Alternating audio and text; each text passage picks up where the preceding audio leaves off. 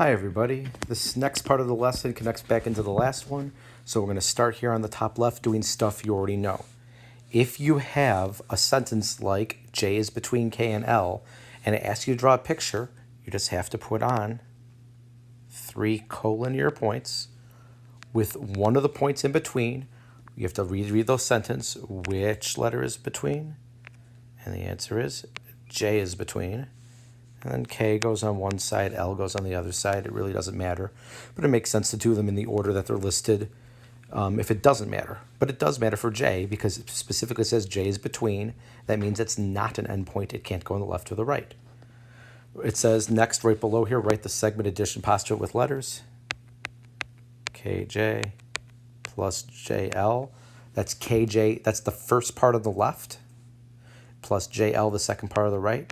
And just a reminder, the whole thing goes all the way on the left to K, through J, all the way to L, but we don't write 3 letters. You just always write 2 letters, the 2 endpoints. Now, at this point here, we could jump in and write an algebra equation. And by the way, that's as far as you're going to have to do on your own today, is writing algebra equations. You're not going to have to solve them until next class, so don't over-stress and over-worry. But for right now, we're going to set up things with algebra in a moment. And you could do that right now. But I want you to get in the habit of labeling your pictures. It says JK, and no, I'm not kidding. Get it? JK. Okay, anyways, JK is 3x minus 1. It doesn't matter whether it's JK or KJ. Either way is fine. You put that here in the picture. JL is x. You put that here in the picture. And be a little careful when you're trying to do the whole thing. KL is 67. This is a little hard to draw, but you want to do something like that, that's 67. Whether you do it that way or whether you just plug things in, first part 3x plus 1 plus second part x. Look at the picture. 3x minus 1 is on the left. We write that first. Plus x, the second part we write second, equals the whole thing, 67. That's what you're going to be having to do on your assignment that goes with this video. It's going to be a 10-question worksheet. You're going to write up 10 questions on a Google Doc, just like this, and nothing else. I'm going to show some solving in a moment, but I want to keep going on the problem on the right, which is just a little bit different than people make some mistakes on, and move on to the problem on the right, and then continue the video for people who want to try to go a little farther here. So again, you have to draw 3 collinear points. That point in the middle doesn't have to be perfectly in the middle. It just has to be in between. And the point, the letter that says is between is N. It says it's between M and P. So M and P are on one side and the other. N is somewhere in the middle. Doesn't have to be perfect. I'm going to take what's written right here and it says NM or MN. It doesn't matter the order. Is 2x plus 6. NP is 20.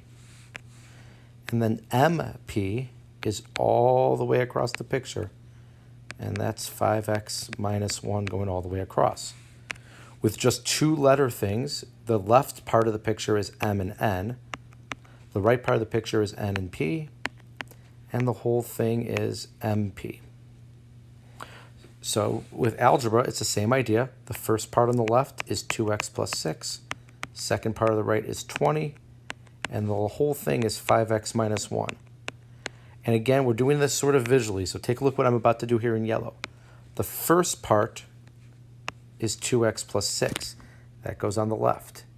The second part has to be a small piece on the right. That has to go second. And then the whole thing is where it goes on this side of the equal sign. Sometimes people try to go left, middle, right. And that's not the case. If you want to use those simple words, it would be left part plus right part equals the middle part, except that's not accurate. It's the left part plus the right part equals the whole thing. And the whole thing's going all the way across.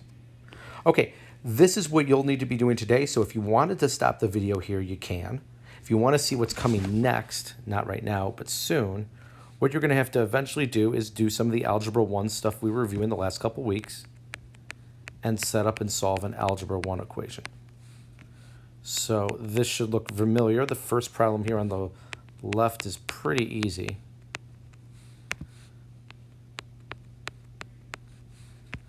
And then the only new thing we're going to be doing is taking things a step farther a little bit later. For right now, that's as far as I want to go, because there are some people that may have seen some of these problems and want to try to move ahead. Great.